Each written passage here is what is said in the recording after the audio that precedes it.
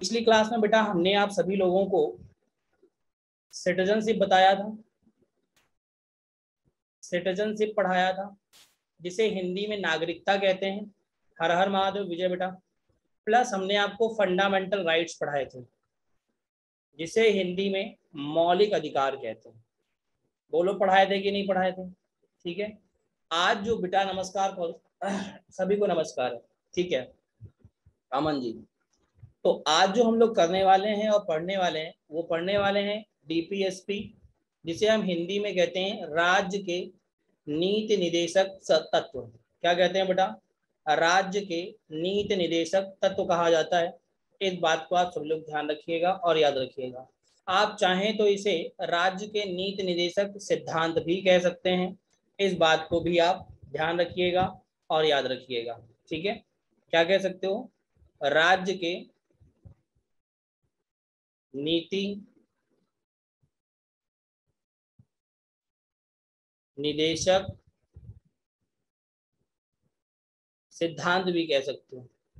तो काफी लोग भी क्या कह सकते हो? सिद्धांत भी कह सकते हो। इस बात को आप ध्यान रखिएगा और याद रखिएगा। अगली बात करेंगे हम सभी लोग और जानने की कोशिश करेंगे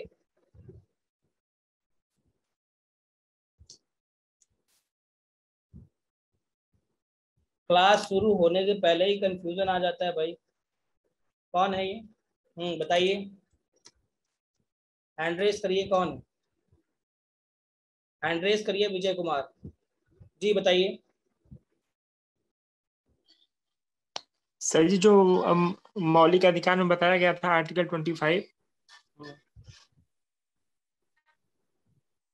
आगे बताइए। सर जी, उसमें कहा गया कोई भी व्यक्ति अपने धर्म का प्रचार प्रसार कर सकता है। अगर जबरदस्ती धर्मांतरण करवाया जाता है तब क्या वो अपराध माना जाएगा? बस इतना कंफ्यूजन था? ये तो साफ जी साफ लिखा है जब हमने मौलिक अधिकार पढ़ाया था कि किसी भी जी कोई भी व्यक्ति जबरदस्ती किसी की सिटीजनशिप नहीं ले सकता और कोई भी व्यक्ति कभी भी जबरदस्ती किसी का धर्म स्थानांतरण नहीं करा सकता। ये तो बात उसी दिन बता दी गई थी। जी। एक सर और क्वेश्चन। हम्म, सर जी, अगर लगातार कोई भारतीय व्यक्ति विदेश में रहता है तो कितने वर्ष तक रहेगा तो नागरिकता समाप्त कर दी जाएगी? ऐसा कोई भी प्रोविजन ही नहीं है। जी ऐसा कोई प्रावधान नहीं है। उसकी नागरिकता समाप्त नहीं होगी चाहे वो लगातार 10 वर्षों तक रहे, और उसके लिए कंडीशन है कि वो वहां की नागरिकता नहीं लेगा। जी जी। Okay sir, thank you. हाथ नीचे कर लीजिए। चलिए आगे बात करेंगे आज, और डीपीएसपी पे काम करेंगे, directive principle of state policy. बड़े गौर से सुनिएगा बातों को, क्योंकि मैं कई सारी बातों को बता देता हूँ। देखिए हर एक बात लिखी जाए ऐसा पॉसिबल नहीं है प्यारे दोस्त। ठीक है, अगर मैं बताता हूँ तो उसे ध्यान से जरूर सुने सभी दोस्त। Directive principle of state policy, Hindi अभी क्या बताई थी? राज्य के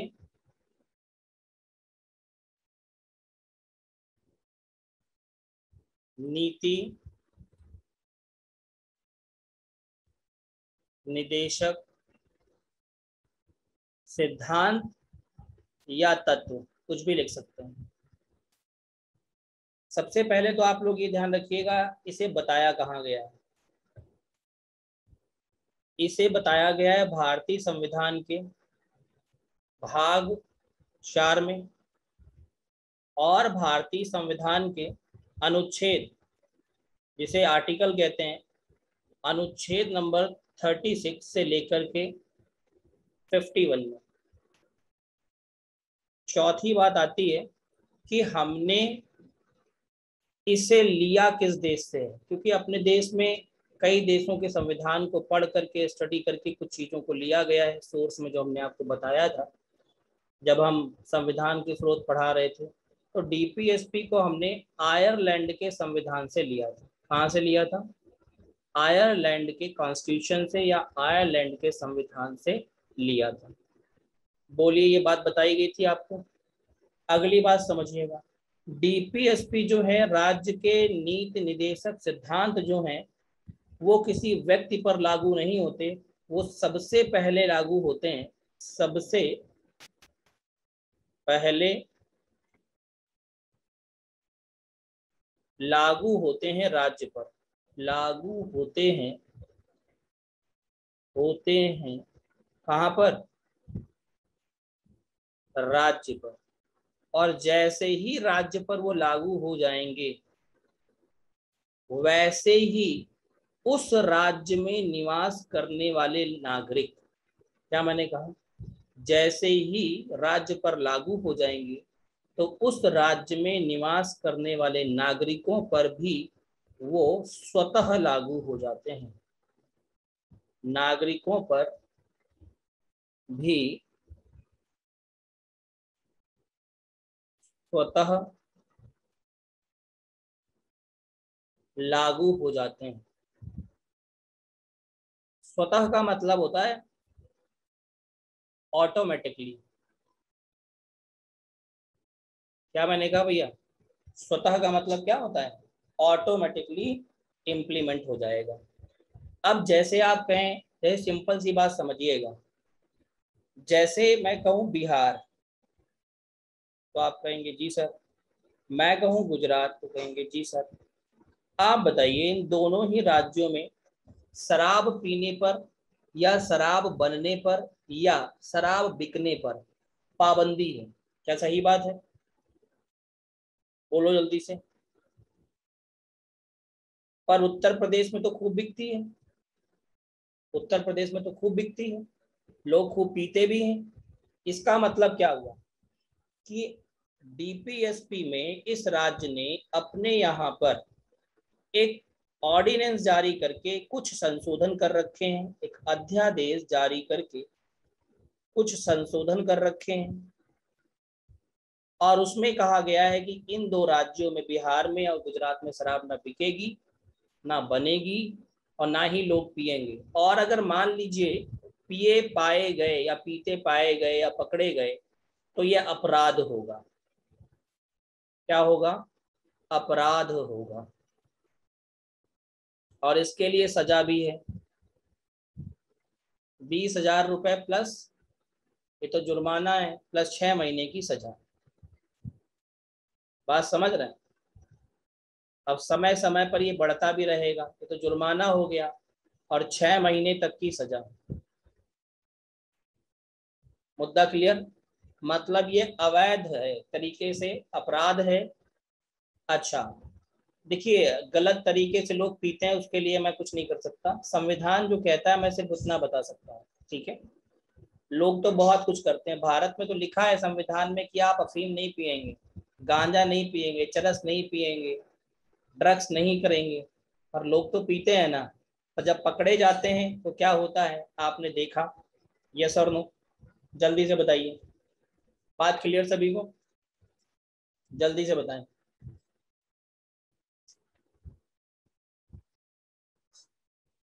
सभी लोग बता दें। अब मेरी बात को जरा ध्यान से सुनिएगा। और एक बात, जो राज्य के नीति निर्देशक तत्व हैं या सिद्धांत हैं, ये वकालत करते हैं कल्याणकारी राज्य की अवधारणा, कल्याणकारी राज्य की अवधारणा की वकालत करते हैं। अब आप कहोगे कल्याणकारी राज्य की अवधारणा का मतलब क्या हुआ? राज्य की ये रिस्पॉन्सिबिलिटी है, ये ड्यूटी है, जो भी राज्य सरकारें हैं, कि वो अपने राज्य में समय समय पर अपने राज्य के नागरिकों के लिए बेहतर से बेहतर योजनाएं लाएं जिनसे उन्हें लाभान्वित किया जा सके। अब कुछ राज्य बहुत अच्छी योजनाएं लाते हैं और कुछ राज्य नहीं लाते हैं। जैसे आपने सुना होगा कई सारे राज्यों में बहुत अच्छी अच्छी योजनाएं चल रही हैं। बोलिए, जैसे मैं सिंपल सी बात कह दूं, 6 वर्ष से लेकर के 14 वर्ष की आयु तक के जो बच्चे हैं उनको जो निःशुल्क और जो अनिवार्य शिक्षा मिलती है,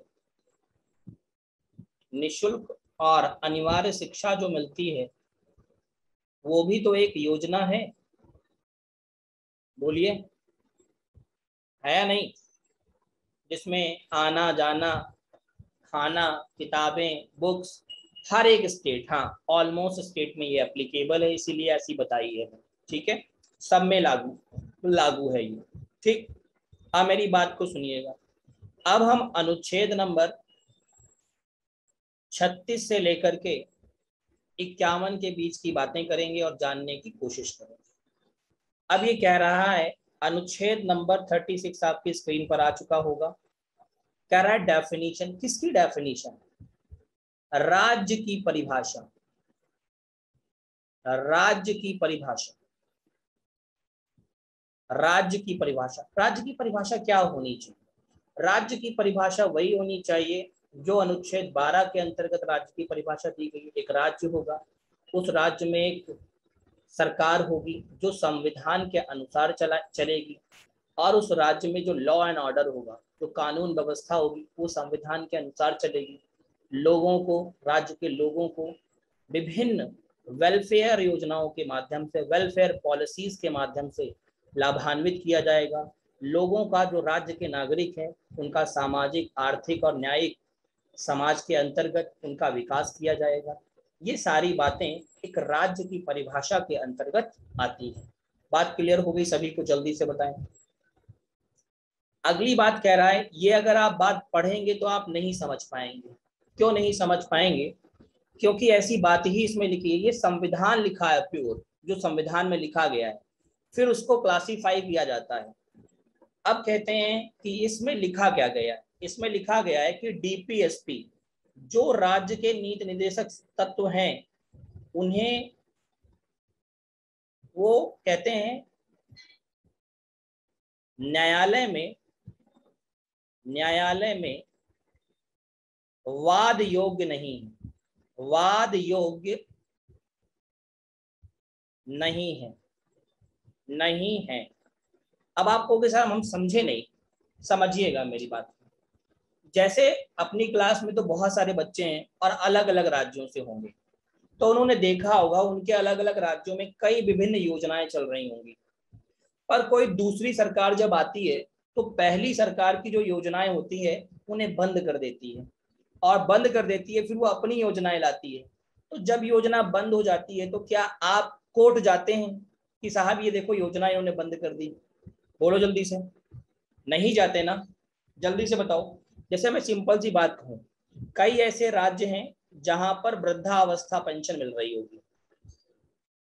वृद्धावस्था पेंशन, वृद्ध लोगों को पेंशन मिलनी चाहिए जो 60 वर्ष से ऊपर के हो चुके हैं। बोलो यस और नो। कई ऐसे राज्य हैं जहां विधवा पेंशन मिलती है, जिनके पति मर जाते हैं विधवा पेंशन मिलती है, उनको पेंशन मिल रही है। कई ऐसे राज्य हैं जहां गरीब, जो बिलो द पॉवर्टी लाइन है, जो गरीब हैं, जो गरीबी रेखा के नीचे जीवन यापन कर रहे हैं, उनको राशन मिलता है। राशन मिलता है कि नहीं मिलता? जल्दी से बता दो यस और नो। तो ये वो सारी योजनाओं के अंतर्गत आता है। अब मान लीजिए कोई सरकार आए तो बंद कर दे इसको, ये दो चालू रखे, या ये तीनों बंद कर दे, अपने नाम से लेके आए। जैसे अभी योगी जी आए, उत्तर प्रदेश में योगी जी हैं, ठीक है, योगी आदित्यनाथ जी हैं। मान लीजिए ये अपनी योजनाएं चला रहे हैं। अब मान लीजिए भविष्य में, सपोज कर लीजिए कि मान लिया कि अखिलेश की सरकार आ गई या अखिलेश जी की सरकार बन जाती है, उन्होंने इन योजनाओं को बंद कर दिया, उन्होंने समाजवादी योजनाएं शुरू कर दी, या राम मनोहर लोहिया के नाम से योजनाएं शुरू कर दी। तो दैट इज द थिंग। तो जब योजना बंद हो जाती है तो हम कभी कहाँ नहीं जाते? जल्दी से बताओ। हम कभी न्यायालय नहीं जाते, हम तो सिर्फ कहते हैं कि योजना भैया बंद हो गई, और ये न्यायालय में इसीलिए वाद योग्य नहीं है। न्यायालय में हम इन्हें चैलेंज नहीं कर सकते। इंग्लिश में अगर आप लिखना चाहें तो लिख सकते हैं इसमें, does not challengeable in the court, does not challengeable in the court. इस बात को ध्यान रखिएगा, ठीक है। हाँ बिल्कुल आकाश, ऐसा भी कह सकते हो, वुमेन हेल्पलाइन, बहुत सारी चीजें हैं बेटा, ठीक है, जो चेंज कर दी गई। चलो आगे बढ़ूंगा मैं। 38 क्या कहता है समझिएगा। कहता है कल्याण की अवृद्धि के लिए सामाजिक व्यवस्था बनाएगा।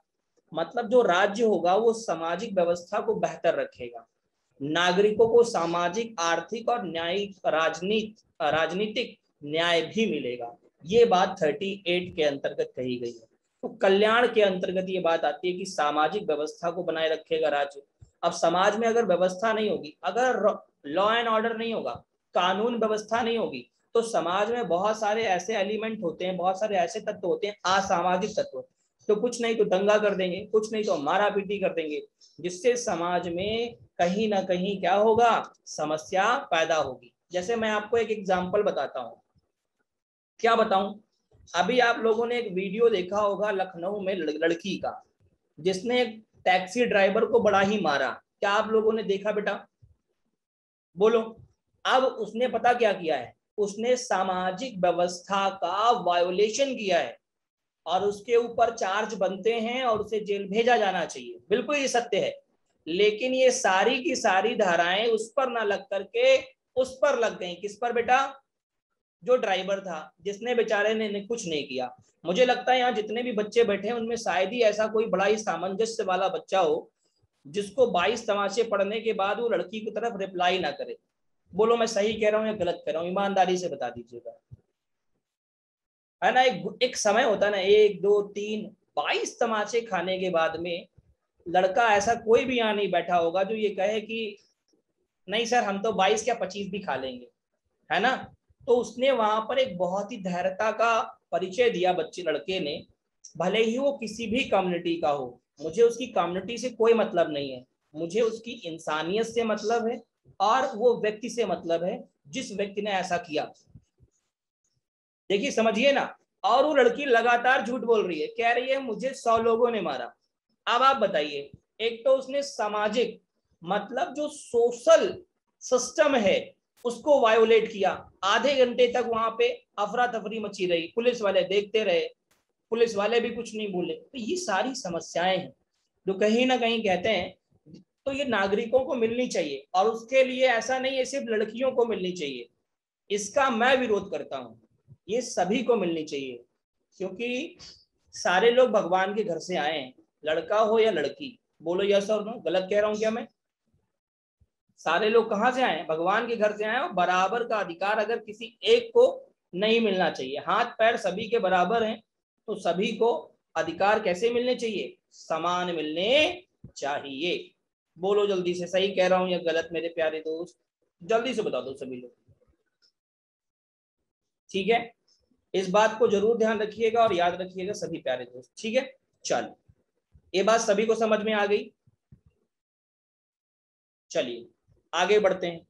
39 क्या कहता है, 39 में कहा गया है कुछ ऐसी पॉलिसीज लाई जाएंगी 39 के अंतर्गत जिसमें कई सारी बातें हैं। सबसे पहले तो ये कहा गया है समान न्याय और निःशुल्क विधिक सहायता।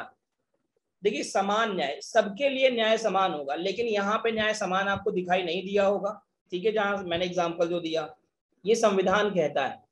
निःशुल्क विधिक सहायता, निःशुल्क विधिक सहायता का मतलब होता है जो कानूनी सहायता है, विधिक का मतलब होता है कानून या लीगल कह सकते हो, जो लीगली है, जो विधिक सहायता है या जो कानूनी सहायता है वो निःशुल्क प्रदान की जाएगी, ये बात कही गई है। दूसरी क्या कही गई है, समान कार्य के लिए समान वेतन, equal pay for equal work, equal pay for equal work. जैसे आपने देखा होगा, मैं आपको बता देता हूं, इसके कई सारे एग्जाम्पल हैं हम लोगों के पास में।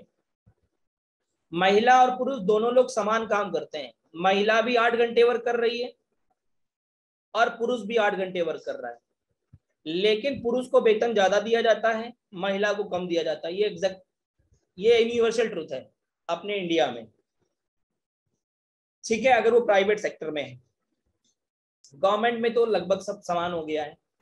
तो समान काम के लिए समान वेतन, तो ये मैं कह रहा हूं कि अगर पुरुष को जितना मिल रहा है उतना ही महिला को भी मिलना चाहिए। भाई काम दोनों समान कर रहे हैं, 8 घंटे ही अपने कंज्यूम कर रहे हैं, अपने जीवन के बहुमूल्य 8 घंटे दे रहे हैं आपको, तो आप उसका 8 घंटे का अगर पुरुष को 10,000 रुपए दे रहे हैं तो महिला को भी 10 दीजिए। ऐसा नहीं पुरुष को 10 दे रहे हैं और महिला को 6 दे रहे हैं, या पुरुष को 20 दे रहे हैं और महिला को 15 दे रहे हैं, ये गलत है, इसका मैं भी अपोज करता हूँ। तो इक्वल पे होना चाहिए सभी के लिए और समान होना चाहिए। संविदा में भी यही हाल है, बिल्कुल। गवर्नमेंट में तो नहीं है, खैर गवर्नमेंट में तो आप छोड़ दीजिए, वहां तो लगभग बराबर ही है, थोड़ा बहुत ऊपर नीचे हो सकता है, बहुत ज्यादा डिफरेंसेस नहीं है। क्योंकि इसका रीजन है, आपको बता देते हैं। देखिए इसका रीजन क्या है वो भी आप सुन लीजिए। क्योंकि महिलाओं के लिए इसी में बताया गया है, आगे चल के अभी मैं डिस्कस करूंगा कि प्रेगनेंसी के पीरियड में जब प्रसूति होती है, महिला को जब गर्भवती हो जाती है, तो ऐसी स्थिति में महिला को 6 महीने की छुट्टी दी जाती है और उस 6 महीने में वो कोई काम नहीं करेंगी और उन्हें पूरा वेतन दिया जाएगा। तो ये भी कहीं ना कहीं आधार मानते हैं लोग। लेकिन 6 महीने तक काम ना करना, चाहे वो गवर्नमेंट हो या प्राइवेट हो, कोई भी फ्री में पैसा नहीं देता। ये बात आप समझते हैं कि नहीं समझते? लेकिन महिला के लिए हमारे संविधान में प्रोविजन है कि गर्भावस्था में उसे 6 महीने की छुट्टी दी जाएगी और उसे पूरा वेतन दिया जाएगा। अब आप सोचिए, तो वो पैसा कहीं ना कहीं एडजस्टेबल है। अब आप सोचो कि आप प्राइवेट नौकरी कर रहे हो, 6 महीने छुट्टी ले लो, मिलेगी? 6 महीने छुट्टी के बाद नौकरी तो नहीं मिलेगी, जरूर ध्यान रखना। यस और नो, जल्दी से बताइए, गलत कह रहा हूं कि सही कह रहा हूं बेटा? अगला 40 नंबर क्या कहता है? ग्राम पंचायतों का संगठन। अब बताइए, भारत में ग्राम पंचायतें हैं या नहीं? जल्दी से बताओ, भारत में ग्राम पंचायतें हैं या नहीं? तो भारत में ग्राम पंचायतों के संगठन की बात कही गई है, जिसमें आप सभी लोग जानते हैं। अब देखो, जैसे आप लोगों के यहाँ ग्राम सभा होगी, अभी चुनाव हुए थे, बोलो जल्दी से, चुनाव हुए थे, तो आपकी ग्राम सभा में बताओ प्रधान जी चुनाव लड़े होंगे कि नहीं? आप लोगों ने दिया था प्रधान जी को वोट? प्रधान जी बोलो हाँ या ना? ठीक है। तो ग्राम पंचायतों का संगठन जो है, ये एक विशेष रूप से संवैधानिक है। पंचायत को संवैधानिक बताया गया है, ग्राम सभा को संवैधानिक बताया गया है। अच्छा, साथ ही साथ में ध्यान रखिएगा, इनका जो कार्यकाल होता है वो 5 वर्षों का होता है। कितने वर्षों का होता है मेरे प्यारे मित्र? 5 वर्षों का होता है। इस बात को और ध्यान रखिएगा और याद रखिएगा। इतनी बात सभी को क्लियर हो गई? अब 41 नंबर क्या कहता है, सुनिएगा। कहता है कुछ दशाओं में काम, शिक्षा और, क्या मैंने कहा? कुछ दशाओं में काम, शिक्षा और लोक सहायता पाने का अधिकार। अब मेरी बात सुनो, जैसे कोविड आया, कोरोना आया, कई लोगों की नौकरी चली गई, ठीक है? तो अब जो भी काम करने योग्य हैं, जो भी वर्क करने योग्य हैं, उनको काम दिया जाए, ये राज्य की जिम्मेदारी है, वर्क दिया जाए। ऐसे बच्चे जो पढ़ रहे थे लेकिन उनकी शिक्षा बीच में रह गई, उनके माता पिता की मृत्यु हो गई या और कुछ हो गया, तो आपने देखा उन्हें शिक्षा पाने का अधिकार है। उन्हें शिक्षा पाने का क्या है बेटा? अधिकार है। अब शिक्षा पाने का अधिकार है, तो आप सभी लोगों ने एक चीज देखी होगी और समझी होगी। अभी उत्तर प्रदेश और भारत के विभिन्न राज्यों में कहा गया है कि ऐसे बच्चे जिनके माता पिता कोविड में नहीं रहे या उनकी डेथ हो गई, बोलिए हाँ या ना? तो उन बच्चों की जो शिक्षा होगी वो निःशुल्क की जाएगी। तो ये किसके अंतर्गत आता है? डीपीएसपी के अंतर्गत आता है। इस बात को आप ध्यान रखेंगे। सेंट्रल गवर्नमेंट की योजना नहीं है, ये स्टेट गवर्नमेंट लागू कर रही है, ठीक है? सेंट्रल गवर्नमेंट हर जगह लागू नहीं कर पाएगी, क्योंकि पूरे भारत में निःशुल्क बच्चों को पढ़ाना कोई आसान बात नहीं है, नमन जी, ठीक है? हाँ, लेकिन हाँ, इसमें स्टेट भी पार्टिसिपेट करेंगे, स्टेट भी भागीदार होंगे। इसमें अब रेशियो जाएगा। अभी हालांकि ये योजना लॉन्च हुई है पर उतना पूर्तियां नहीं हुई है। इसमें शेयर जाएगा। इसमें मान लीजिए हो सकता है ऐसा हो कि 60% सेंट्रल गवर्नमेंट देगी, 40% स्टेट गवर्नमेंट देगी, या ऐसा भी हो सकता है कि 50-50% दोनों देंगे। एक ही पर पूरा जोर पड़े, ऐसा बिल्कुल भी नहीं होगा। ठीक मेरे दोस्त, जल्दी से बताओ। अच्छा, तीसरा सुन लो, लोक सहायता पाने का अधिकार। लोक सहायता क्या होती है? लोक सहायता का मतलब होता है पब्लिक असिस्टेंस। जैसे मैं आपसे कह दूं कि कोविड में, सुनिएगा बड़े गौर से, कोविड में सब कुछ चला गया, नौकरी चली गई, सब कुछ चला गया, तो आपने देखा भारत सरकार ने आपको राशन दिया फ्री में, बोलो हाँ या ना? अब ये ना कहना सर हमें नहीं मिला। सरकार ने दिया, किसी को मिला किसी को नहीं मिला, ये अलग बात है, बोलो यस और नो, ठीक है? अब लोक सहायता में एक और बात आती है। आप मान लीजिए पहले इधर क्या थे बेटा, जैसे मैंने आपको सिंपल सी बात कही, क्या साहब बात कही मैंने कि मान लीजिए लोक सहायता, मान लीजिए आपकी आयु पहले 57 वर्ष थी, लेकिन कोविड में आते आते आप 60 वर्ष पूरे हो गए, या 58 वर्ष के थे, 2 वर्ष से कोविड चल रहा है, आप 60 वर्ष के पूरे हो गए, तो ऐसी स्थिति में आप रिटायर भी हो गए होंगे, और हो सकता है प्राइवेट नौकरी में हो तो आप खुद ही निकाल दिया गया हो, क्योंकि 2 साल से तो चल नहीं रही है, तो कहा भैया क्या करोगे, बैठे हो फालतू, घर जाओ, इससे अच्छा हमें भी, हम भी बचेंगे तुम भी बचोगे, बोलो यस और नो, आपका सेटलमेंट कर दिया जाएगा। तो ऐसी स्थिति में आपको सरकार क्या देगी? पेंशन देगी।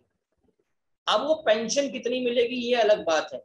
वृद्धावस्था पेंशन कितनी मिलेगी? 1000 रुपए महीने, 2000 रुपए महीने, या 1500 रुपए महीने, 1200 रुपए महीने, ये सरकार निर्धारित करेगी राज्य की। जैसे आप हरियाणा में जाओगे, अगर कोई बच्चा हरियाणा को, तो मेरे हिसाब से वहाँ 3000 रुपए मिलते हैं, है ना, वृद्धावस्था पेंशन के 3000 रुपए मिलते हैं। वहां पर लड़कियों के लिए निःशुल्क आने जाने के लिए बस सेवा है।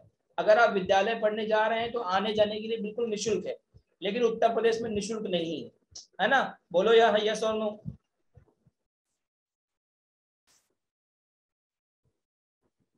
बिल्कुल एग्जैक्टली। देखिए सरकार इतना दे रही है, वो बहुत अच्छा कर रही है, बेहतर कर रही है। हर एक व्यक्ति अपने स्टैंडर्ड पर अच्छा करता है। दिल्ली में भी है, बिल्कुल बहुत बढ़िया, दिल्ली में भी है। एग्जैक्टली। बात क्लियर हुई कि नहीं? ये समझ में आया कि नहीं? ये स्टेटमेंट समझ में आया कि नहीं, जल्दी से बताओ। देखिए संविधान के अंदर बहुत सारी बातें लिखी हुई हैं। सभी लोग एक बार डन डना डन डन बता दें इतना, फिर मैं आगे बढ़ता हूं। जल्दी से बता दीजिए एक बार। अब 42 क्या कहता है? 42 कहता है कि अगर कोई महिला, देखिए लिखा है ना, वर्क एंड मैटरनिटी रिलीफ, साफ साफ लिखा हुआ है कि प्रसूति सहायता का प्रावधान है। मतलब अगर महिला गर्भवती है तो उसे 6 महीने की छुट्टी दी जाएगी। सीधा सीधा समझो, अगर महिला क्या है, गर्भवती है, तो उसके लिए 6 महीने की छुट्टी का प्रावधान है। अगर 6 महीने ना लिखा हो तो लिखा होगा 26 सप्ताह। क्या लिखा होगा? 26 सप्ताह लिखा होगा। मुद्दा क्लियर? और ये छुट्टी जो मिलेगी, ये जो लीव मिलेगी, ये पेड लीव होगी। मतलब इसका कोई पैसा नहीं कटेगा, आपको मंथली बेसिस पर जो सैलरी आपकी आती थी वो आती रहेगी और क्रेडिट होती रहेगी। बोलो भैया, ठीक है? अच्छा, अब आपके मन में एक प्रश्न बन सकता है, सर कितने बच्चों पर मिलेगी? 3 4 5 6 जितने करते रहो मिलती रहेगी? नहीं, ये 2 बच्चों पर मिलती है सामान्यतः। अब किसी राज्य ने अलग कुछ कर रखा हो तो अलग मुद्दा है, लेकिन केंद्र जो है वो 2 बच्चों पर देता है। कितने बच्चों पर? 2 बच्चों पर। हम 2 हमारे 2, इसके अलावा तीसरा अगर है तो रेल का डब्बा तैयार नहीं किया जाए। ठीक? हाँ, क्योंकि उत्तर देखो कई सारे राज्य जनसंख्या के उसमें कानून भी ला रहे हैं। और वाकई में क्या आपको लगता है कि जनसंख्या के लिए कानून लाना चाहिए? जल्दी से बताओ, क्या आपको लगता है कि जनसंख्या के लिए कानून लाना चाहिए?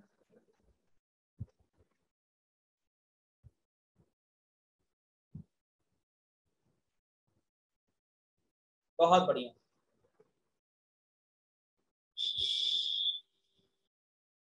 शाबाश। अब मेरी बात को बड़े गौर से सुनिएगा, ठीक है? हाँ, अब देखिए 43 क्या कहता है? 43 कहता है लिविंग, बिल्कुल भैया, चलिए 43 कहता है लिविंग वेजेस फॉर वर्कर, जो आपके कर्मकार हैं, जो मजदूर हैं, उनके लिए न्यूनतम एक दिहाड़ी मजदूरी होनी चाहिए। न्यूनतम न्यूनतम दिहाड़ी मजदूरी हो डिसाइड होनी चाहिए। ऐसा नहीं कि जब आए तब कहे कहीं 200 ले लो, 300 ले लो, 400 ले लो, 500 ले लो, जो भी मिनिमम है। तो एक मिनिमम स्टैंडर्ड है। आप लोगों ने नरेगा सुना होगा, नरेगा को ही बोलते हैं एमजी नरेगा। बात क्लियर है? नहीं, एमएसपी अलग है। एमएसपी तो मिनिमम सपोर्ट प्राइस है, जो भी कॉस्ट ऑफ क्रॉप आएगा उसका 1.5 टाइम्स मिलता है। मनरेगा के तहत या एमजी नरेगा के तहत, Mahatma Gandhi national rural employment guarantee act बोलते हैं इसे, इसके तहत लगभग 202 रुपए मिनिमम स्टैंडर्ड डिसाइड किया गया है ग्रामीण क्षेत्रों में कि 202 रुपए मिलेंगे। पहले ये 174 थे, फिर 194 हुए, अब ये 202 हो गए हैं। ठीक है, इस बात को ध्यान रखिएगा। तो एक दिन में एक व्यक्ति को 202 रुपए कम से कम मिलेंगे ग्रामीण क्षेत्रों में। शहरी क्षेत्रों में अलग अलग अलग अलग है। दिल्ली में अलग सिनेरियो है, बॉम्बे जाओगे वहां अलग सिनेरियो मिलेगा। बोलो हाँ या ना? कलकत्ता जाओगे वहां अलग मिलेगा। अब बिहार आ गए तो वहां और सस्ता हो जाएगा। बोलो यस और नो?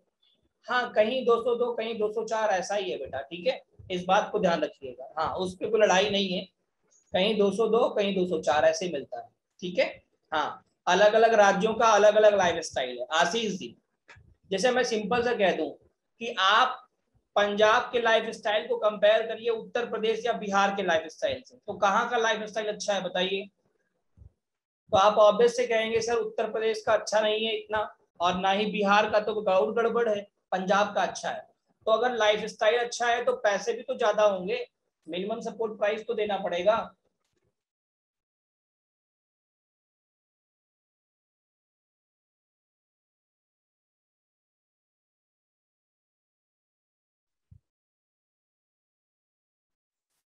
क्या होगा बेटा? मिनिमम सपोर्ट प्राइस, ध्यान रखिएगा और याद रखिएगा।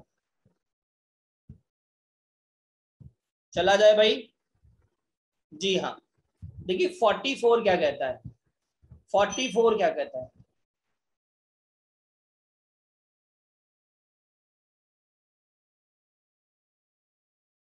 क्या कहता है? Uniform civil code. बेटा डायरेक्ट क्वेश्चन बनेगा आर्टिकल से, ठीक है?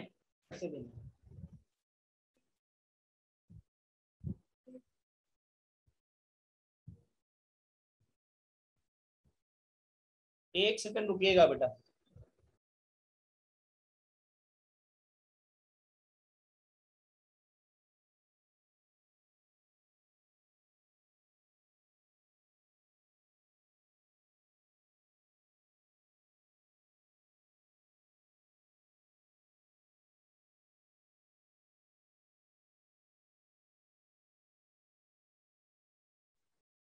चलिए आगे बढ़ा जाए भाई। अब मेरी बात को ध्यान रखिएगा। क्या कहता है? Uniform civil code for the citizen, नागरिकों के लिए समान संहिता या समान सिविल संहिता। इसका अर्थ होता है मेल और फीमेल दोनों के लिए, मेल और फीमेल दोनों के लिए इक्वल राइट्स होने चाहिए।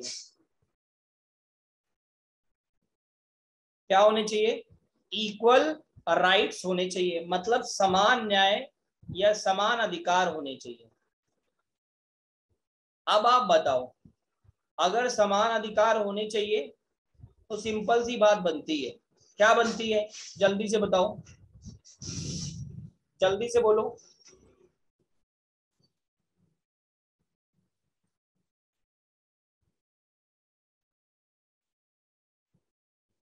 जल्दी से बताओ।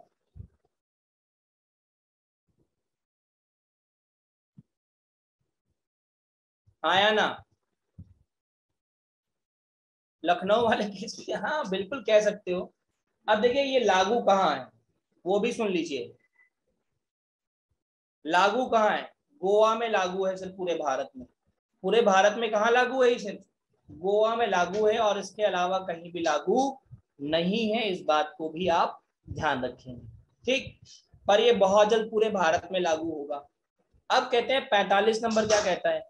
कहता है बच्चों के लिए। क्या कहता है बेटा? बच्चों के लिए। सुनिएगा बड़े गौर से, बड़ा इंपॉर्टेंट फैक्ट बनता है यहाँ से।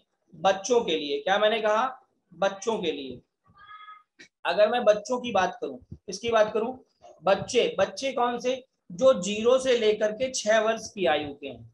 क्या मैंने शब्द बोला? जो 0 से लेकर के 6 वर्ष की आयु के हैं, उन बच्चों के लिए निशुल्क और अनिवार्य शिक्षा का प्रावधान। क्या मैंने कहा? निशुल्क और अनिवार्य शिक्षा का प्रावधान। तो 0 से 6 वर्ष क्या होता है भैया? ये तो अर्ली चाइल्डहुड केयर हो गया। क्या हो गया? Early childhood care. तो इसके लिए सरकार कार्य करेगी, जैसे कर भी रही है कई जगह पर राज्यों में। अब तो आप सरकारी विद्यालय देखेंगे, जो गवर्नमेंट स्कूल होते हैं, उन्हें आप देखेंगे तो आपको नजर आएगा कि गवर्नमेंट स्कूल बहुत बेहतर हो गए हैं पहले की कंपैरिजन में, बेसिक शिक्षा वाले। बोलो हाँ या ना? 46 क्या कहता है? 46 कहता है कि अगर आप SC हैं और अगर आप ST हैं, अगर आप अनुसूचित जाति से हैं और आप अनुसूचित जनजाति से हैं, और साथ ही साथ में अन्य दुर्बल वर्ग, जो वीकर सेक्शन होता है, वीकर सेक्शन। कौन सा सेक्शन मेरे प्यारे दोस्त? जो वीकर सेक्शन होता है, अगर मैं उसकी बात करूं, दुर्बल वर्ग की बात करूं, ठीक है? तो ये बात ध्यान रखिएगा, दुर्बल वर्ग में सब लोग आते हैं, चाहे वो फिर मुस्लिम हो, वो फिर हिंदू हो, वो हिंदू में फिर क्षत्रिय हो, ब्राह्मण हो, गुप्ता हो, कोई भी हो, सब आते हैं उसमें, दुर्बल वर्ग में।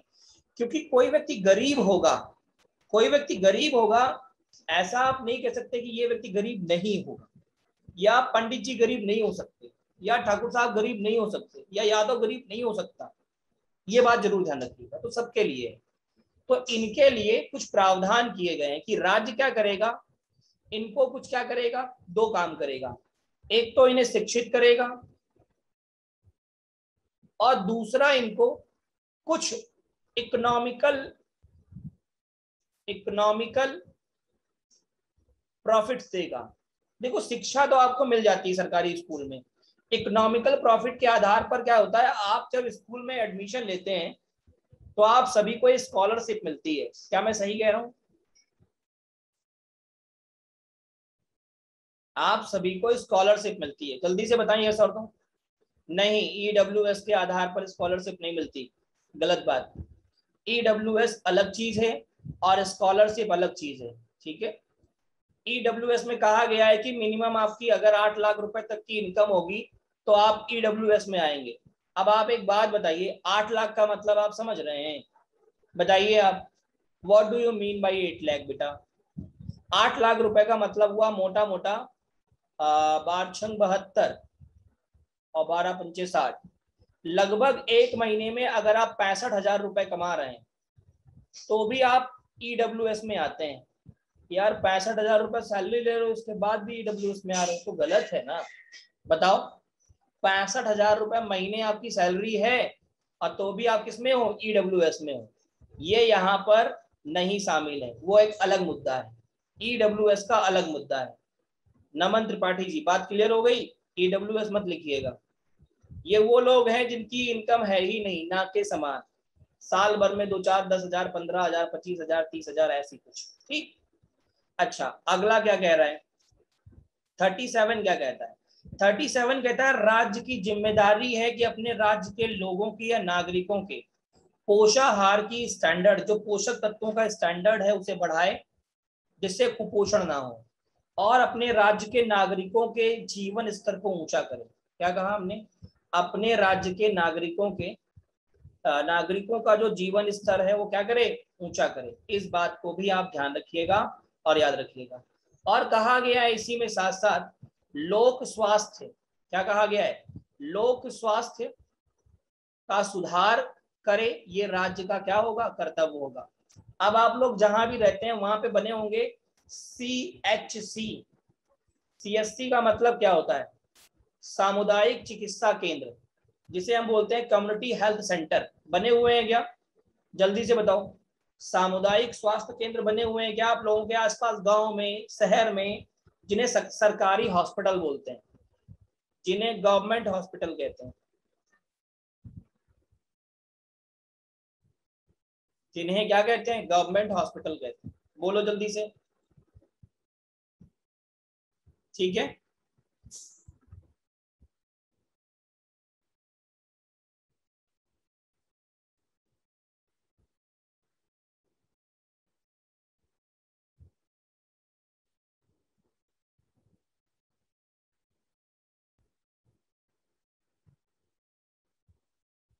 ट्रामा सेंटर अलग होता है, वो सरकारी है या प्राइवेट ये मैं नहीं कह सकता, ठीक है, ये मैं नहीं कह सकता। जो CSC होते हैं वो गवर्नमेंट के होते हैं। ट्रामा, ऐसे तो PGI जो होते हैं ना, PGI ये भी गवर्नमेंट के ही होते हैं, सरकार के होते हैं। जो एम्स होते हैं वो भी सरकार के ही होते हैं, ठीक है। हाँ, इस बात को ध्यान रखिएगा। चलिए, इतनी बात सभी को क्लियर हो गई है, बहुत बढ़िया। आगे सुनिएगा बड़े गौर से सभी प्यारे दोस्त, और ध्यान रखिएगा। 48 नंबर कहता है कृषि और पशुपालन संगठन। क्या कहता है? कृषि और पशुपालन संगठन। क्या है कृषि और पशुपालन संगठन, बताइए? क्या सरकार के कुछ कृषि संस्थान हैं जहां से आपको नए नए सीड्स मिलते हैं? बोलो, नए नए सीड्स के साथ साथ में आपको खाद मिलती है, जिसे उर्वरक कहते हो, फर्टिलाइजर, फर्टिलाइजर कहते हो। बोलो, साथ साथ में आपको पेस्टिसाइड्स मिलते हैं। बोलो जल्दी से, कीटनाशक दवाइयां मिलती हैं। पशुपालन, पशुपालन संगठन का सहकारी समितियां, बिल्कुल आप कह सकते हो सहकारी समितियां ऐसी हैं, बिल्कुल सहकारी समिति कह सकते हैं आप, ठीक है। हाँ, ग्रामीण क्षेत्रों में पाई जाती हैं, हाँ ध्यान रखिएगा। अच्छा, पशुपालन संगठन भी है। अब तो बहुत सारी गौशालाएं खोल दी योगी जी ने, बोलो हाँ या ना, जहां पे नंदी बाबा घूमते रहते हैं, गाय भी घूमती रहती है, बोलो यस और नो। तो पशुपालन संगठन भी है। अगला 48 सुनिएगा, 48 का ए क्या कहता है? ए कहता है कि जो भी हमारा पर्यावरण है, जो भी हमारा क्या है बेटा, पर्यावरण है, अगर मैं पर्यावरण की बात करूं तो उस पर्यावरण में, अच्छा एक बात ईमानदारी से बताइएगा सभी लोग, भैया कोई अंतर नहीं होता है, सहकारी और सरकारी का अंतर कुछ भी नहीं है, ठीक है। हाँ, सरकारी अलग चीज है और सहकारी ये समिति के लिए यूज किया जाने वाला शब्द है, कोऑपरेटिव शब्द यूज होता है इसके लिए। इसमें कोई क्लासिफिकेशन नहीं है आपके लिए कि सहकारी और सरकारी में अंतर क्या है, ठीक है। होते दोनों सरकारी हैं, सरकार में तो फिर सेंट्रल गवर्नमेंट भी आती है, सहकारी में सेंट्रल गवर्नमेंट नहीं आती, वो सिर्फ और सिर्फ स्टेट गवर्नमेंट का पार्ट होता है। अब जैसे मैं कह दूं पर्यावरण है, पर्यावरण को बचाने का काम सिर्फ और सिर्फ हमारा है या सिर्फ और सिर्फ मोदी जी का है? पर्यावरण बचाओ, जल्दी से बताओ किसका काम है? सिर्फ हमारा या सिर्फ मोदी जी का या हम सभी का? सभी का होता है। तो पर्यावरण की रक्षा हमें सभी को करनी है, पेड़ पौधे खूब लगाइए, काटिए कम, है ना, रेफ्रिजरेटर एसी कम चलाइए, ठीक है, कुएं का पानी पीजिए, नल का पानी पीजिए, तो पर्यावरण को बढ़ाना है। अच्छा, वनों को क्या करना है? अब पर्यावरण में वन तो आते हैं, वनों को खूब लगाओ, पेड़ पौधे लगाओगे, अपने आप वन तैयार हो जाएंगे। कुछ जीव जंतु होते हैं, कुछ जीव जंतु होते हैं, जीव व जंतु, उन जीव जंतुओं की क्या करनी है आपको? रक्षा करनी है, सुरक्षा करनी है। अगर आप रक्षा और सुरक्षा करते हैं तो इस बात को ध्यान रखिएगा और याद रखिएगा आप सभी लोग, क्या मैंने कहा, इस बात को ध्यान रखिएगा और याद रखिएगा आप सभी लोग, अगर रक्षा और सुरक्षा करते हैं तो आपका जो पर्यावरण का बैलेंस है, मतलब जो पर्यावरण का संतुलन है, वो बहुत अच्छा बना रहेगा। और अगर आपने अच्छा बेहतर नहीं किया तो पर्यावरण में असंतुलन की स्थिति उत्पन्न हो सकती है, और अगर पर्यावरण में असंतुलन की स्थिति उत्पन्न हुई तो उससे हमें हानि हो सकती है। इस बात को आप ध्यान रखिएगा और इस बात को आप याद रखिएगा, ठीक है। चलिए आगे, आर्टिकल नंबर 49 क्या कहता है?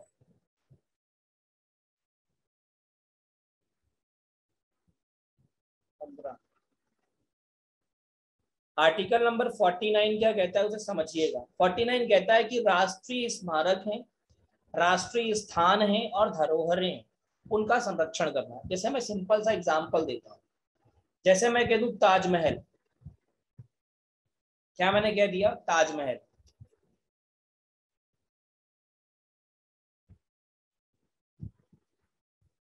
कई लोग घूमने भी गए होंगे, इसकी हम सुरक्षा क्यों करते हैं? जैसे मैं कह दूं सोमनाथ मंदिर, जैसे मैं कह दूं काशी विश्वनाथ मंदिर,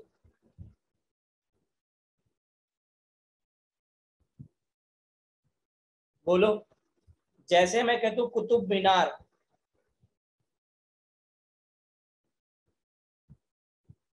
बोलो, जैसे मैं कह दूं हुमायूं का मकबरा, हुमायूं का मकबरा कह लो या टॉम्ब कह लो, ठीक है। इन सब की हम सुरक्षा क्यों करते हैं? क्योंकि ये हमारे, देखिए इसमें, अब कुछ लोग यहाँ पर पूर्वज हैं हमारे, कुछ लोगों के अलग अलग कम्युनिटी में यहाँ पर पूर्वज होंगे, बोलो हाँ या ना, बोलो। लाल किला भी लिख लो, लो भैया लाल किला भी लिख लो, रह जाएगा तो तुम चिल्लाओगे, लो लाल किला भी लिख लो, खुश। अब कह दो कि राजस्थान का सर किला भी लिख दो, चित्तौड़गढ़ वाला, लो खुश। और बताओ, बात क्लियर? हाँ, झांसी का किला भी लिख लो, बहुत अच्छी बात है, याद है आप लोगों को, बहुत अच्छी बात है, ठीक है। देखिए इस भावनाओं को समझिए, भारत में बहुत सारे ऐसे स्थान है जिसको अब मैं इसमें लिख तो नहीं सकता ना सारों को, ठीक है, तो कुछ बातों को समझा भी करिए। अब इन सारों की धरोहर हम करते हैं, तो ये कहीं ना कहीं हमारे या किसी और के पूर्वजों के द्वारा बनाए गए बहुत ही बेहतरीन वास्तुकला के नमूने हैं। वास्तुकला के क्या हैं? नमूने हैं। वास्तुकला के नमूने हैं, जिस वजह से इसका हम संरक्षण करते हैं, क्योंकि अब ऐसी वास्तुकला बना पानी शायद ही बहुत मुश्किल है। ताजमहल आज तक अगर बहुत ऐसा बना लिया होता तो बहुत लोगों ने ताजमहल बनवा दिया होता। गलत कह रहा हूँ? और सबसे पहले तो औरंगजेब ने ही बनवा दिया होता, लेकिन वो भी सेम ताजमहल नहीं बनवा पाया। तो आप इस बात को जरूर ध्यान रखिए और याद रखिए। मुद्दा क्लियर सभी को? जल्दी से बताओ, जल्दी से बोलो, आया ना? ठीक है, चलिए आगे बढ़ेंगे। तो इन सबका संरक्षण होता है। आर्टिकल नंबर 50 ब्रिटानिया 50 खाओ, और 50 खाओगे तो पावर 50 हो जाएगी। बोलो हाँ या ना? तो जो हमारी कार्यपालिका है और जो न्यायपालिका है, पहले ये एक हुआ करती है, ठीक है। जब संविधान बना तो इनको अलग अलग कर दिया गया, पृथक कर दिया गया। तो कार्यपालिका अलग हो गई और न्यायपालिका अलग हो गई, तो इनकी शक्तियों का भी क्या हो गया? बंटवारा हो गया, ठीक है। इसे कहते हैं separation of judiciary from executive. तो कार्यपालिका का न्यायपालिका से पृथक, दोनों की पावर भी अलग हो गई, दोनों पृथक हो गए। बात क्लियर? देखिए कार्यपालिका का मतलब क्या होता है? कार्यपालिका का मतलब है नेताजी, क्योंकि भारत में कार्यपालिका का, जो भारत की कार्यपालिका है, जो संघ की कार्यपालिका कहते हैं, उसका जो प्रमुख होता है वो राष्ट्रपति होता है। लेकिन कार्यपालिका के सारे कामों को जो करता है वो राष्ट्रपति नहीं करता, वो प्रधानमंत्री करता है, उसके मंत्री परिषद करती है। कौन करती है? प्रधानमंत्री करता है और उसकी मंत्री परिषद करती है। इस बात को जरूर ध्यान रखिएगा, मंत्री परिषद करती है। बोलो भैया, मुद्दा क्लियर सभी को? हाँ या ना? जल्दी से बता दें सभी प्यारे दोस्त, जल्दी से बताएं, यस और नो, यस और नो।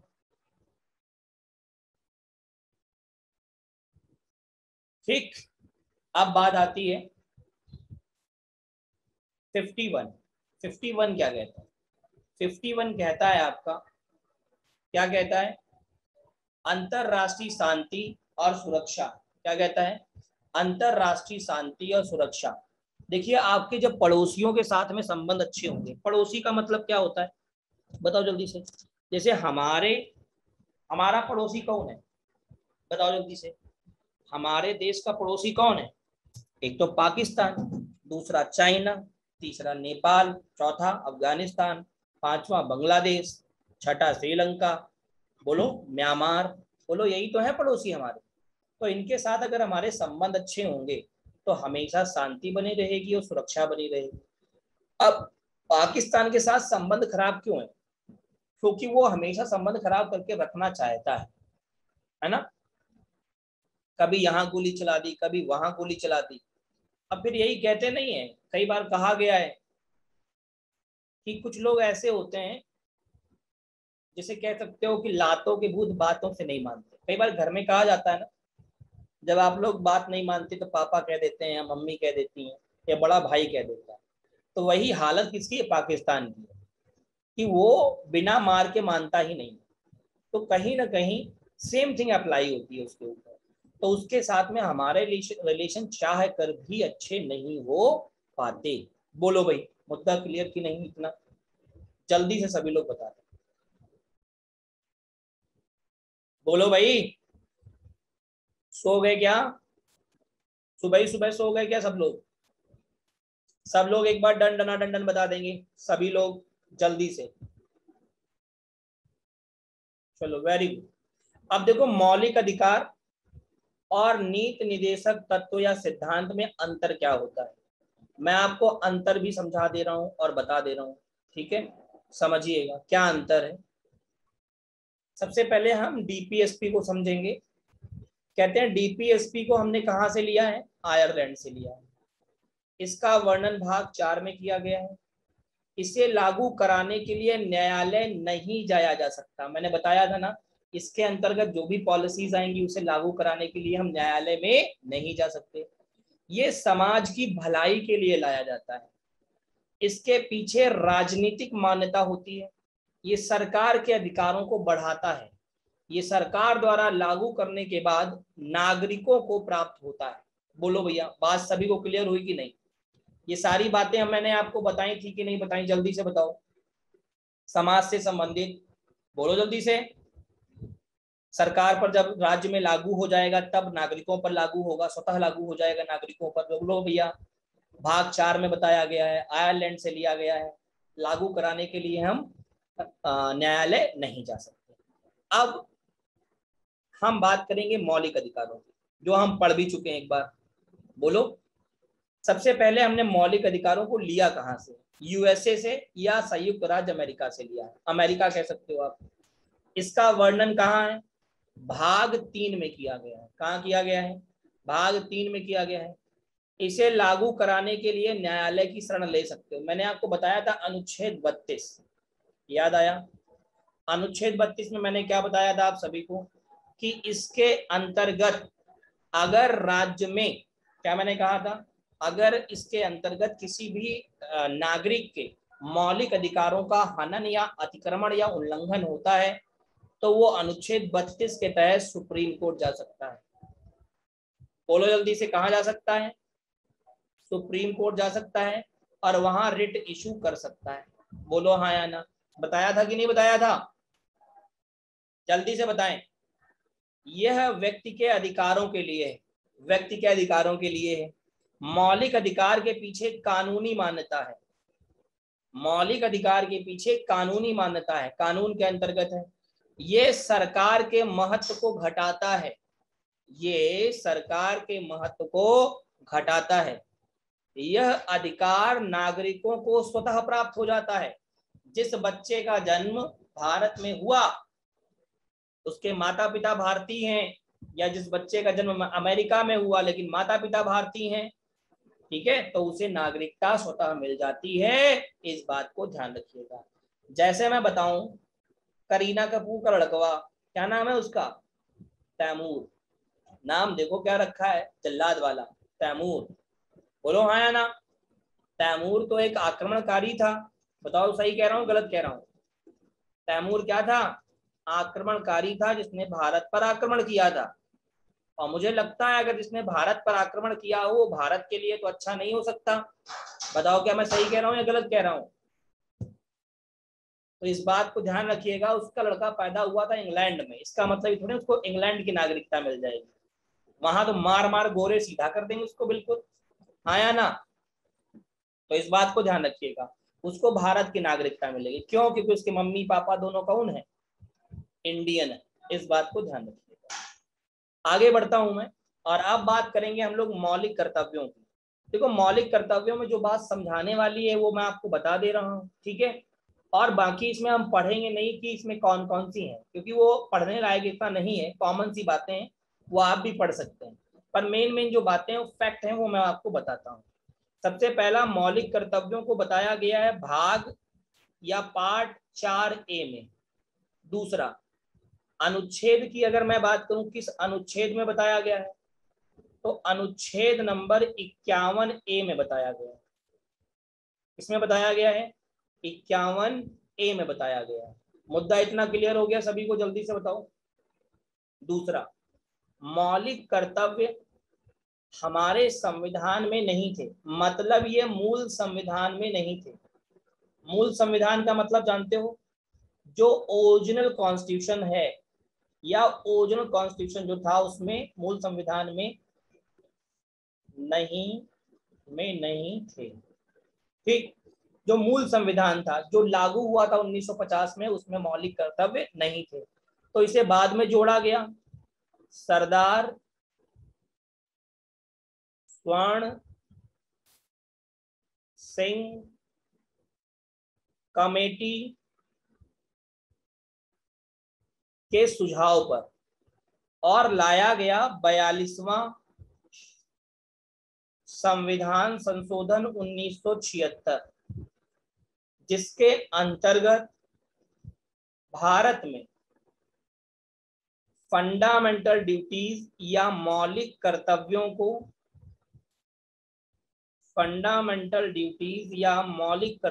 को जोड़ा गया। और जब ये जोड़े गए थे 1976 में, तब ये 10 थे, लेकिन वर्तमान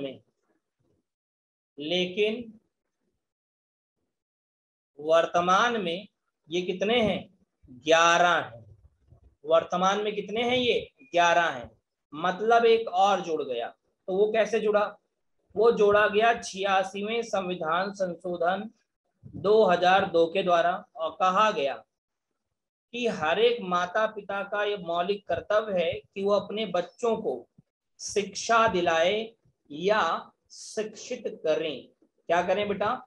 शिक्षा दिलाएं या शिक्षित करें। तो इस प्रकार वर्तमान में मौलिक कर्तव्य कितने? 11। जब जोड़े गए थे तब कितने? 10। बोलो भाई, सभी को इतनी बात अगर समझ में आ गई हो मेरे प्यारे दोस्त, तो एक बार जल्दी से डन डनाटन डन बता दीजिएगा, जल्दी से बता दीजिएगा। Each and every people. बहुत बढ़िया, शाबाश। देखो भाई 25 लोग हैं क्लास में, 22-23 तो 25 लोग रहते हैं, सभी लोग बता दिया करें, जिससे कि मुझे थोड़ी तसल्ली मिल जाती है। हाँ, बच्चों को क्लियर हो गया, कोई दिक्कत नहीं है, कोई परेशानी नहीं है।